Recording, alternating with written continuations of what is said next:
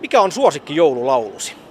Mä en usko oikeastaan, että mulla on hirveästi suosikkijoululauluja on, että ne on kaikki oikeastaan silleen läpikotaisesti vähän kokenut inflaatio tässä vaiheessa, mutta jos joku pitäisi sanoa, niin Oh Holy Night voisi olla yksi hieno.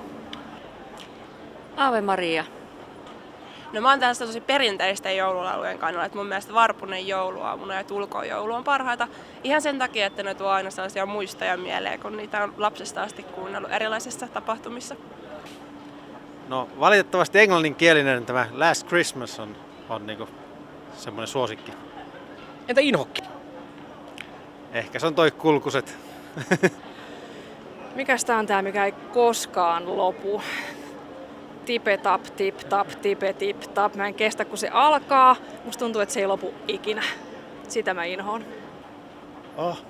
Se on varmaan näitä viime vuosien, kun on ilmestynyt semmoisia tekohilpeitä poropukkiremputuksia, joihin on yritetty pistää jotain niin kuin, huumoriakin joukkoon. Mun mielestä huumoripitoiset joululaulut on vähän niin kuin kökköjä. Petteri Punakuono. Mulla ei kyllä ole mitään inhokkia, että jotenkin nämä joululaulut on aina tosi lähellä sydäntä.